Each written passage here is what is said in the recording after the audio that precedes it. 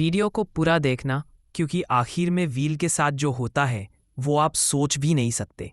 Video को शुरू करने से पहले अगर चैनल पे नए हैं तो सब्सक्राइब ज़रूर करें। चलिए शुरू करते हैं वीडियो को। हॉकिंस पर एक बार फिर अंधेरा छा चुका था।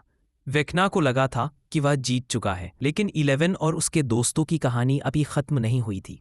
अपसाइड डाउन और असली दुनिया की सीमाएं अब एक दूसरे में घुल चुकी थी। आसमान लाल बिजली से फटा हुआ दिखता था और हवा में जलती राख की गंध भरी हुई थी। पूरा शहर खाली करा लिया गया था, लेकिन हॉकिंस की सड़कों पर अब सिर्फ रेंगते हुए वाइन्स, धुंध और कुछ बचे लोगों की सांसें ही सुनाई देती थी। विल की सच्ची शक्ति, विल बायर्स, अब सिर्फ एक पीड़ित बच्चा नहीं था। वह वेक्ना के अंतिम प्लान की चाबी बन चुका था। उसे फिर से ठंड महसूस होने लगी, वही पुरानी ठंड जो माइंड फ्लेयर की मौजूदगी का संकेत थी। लेकिन इस बार कुछ अलग था। 11 को महसूस हुआ कि विल सिर्फ प्रभावित नहीं है। विल, तुम उससे जुड़े हो, पर शायद तुम उसे रोक भी सकते हो, 11 ने कहा। विल कांपते हुए बोला, अगर मैं कोशिश करूं और वह मुझे कंट्रोल कर ले, अगर मैं आप सबके खिलाफ हो जाऊं। माइक ने उसका हाथ पकड़ा। तुम अकेले नहीं हो, इस बार हम सब साथ हैं, हमेशा की तरह। हॉपर और स्टीव का आखिरी मिशन। अपसाइड डाउन में एक दरार के पास हॉपर, 11 वर्सेस वेक्ना।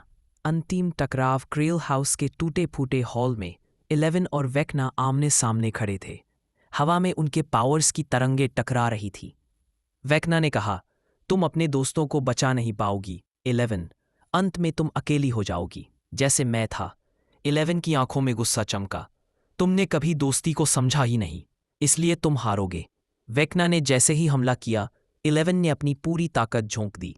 हवा भारी हो गई, दीवारें फटने लगीं, दोनों के बीच एनर्जी का तूफान उठ गया।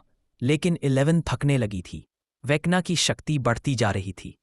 विल का बलिदान। अचानक विल की आवाज आई, 11 पीछे हटो।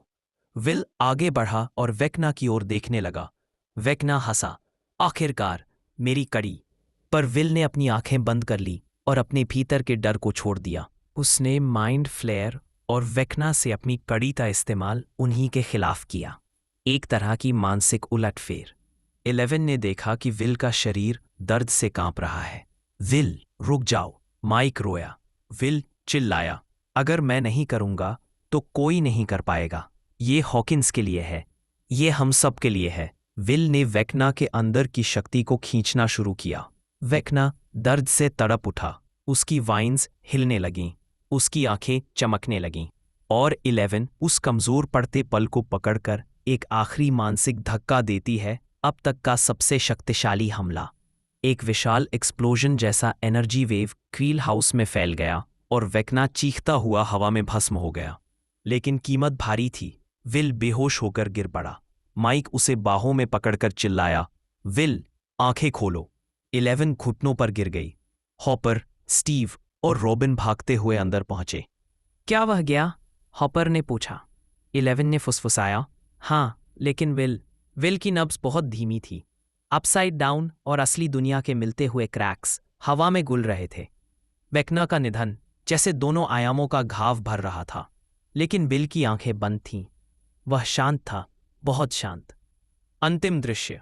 हॉकिंस की नई सुबह, साल भर बाद। हॉकिंस धीरे धीरे फिर से बस रहा है। स्कूल खुल रहे हैं, लोगों ने घर बनाना शुरू कर दिया है। बायर्स परिवार के नए घर के बाहर एक छोटा सा पेड़ लगाया गया, विल की याद में। सब उसके आसपास खड़े थे। माइक ने एक कागज रखा जिस पर लिखा था, the loyal survives because of the brave, will buyers are hero. 11 ने आकाश की ओर देखा। हल्की हवा चली, पेड़ की पत्तियां जैसे फुसफुसाईं। उसे लगा, एक ठंडी सी कंपकंपी आई, वही पुरानी ठंड। लेकिन इस बार वह डर नहीं था। वह एक उपस्थिति थी, नर्म, शांत और सुरक्षित, जैसे विल कह रहा हो, मैं यही हूं हमेशा। एक छोटा संकेत, कहानी शायद खत्म नहीं हुई। दूर जंगल में जमीन पर एक पुरानी जली हुई वाइन हल्की हल्की चमक उठती है। एक और क्रैक हवा में बनती है, छोटी, सिर्फ 1 सेकंड के लिए,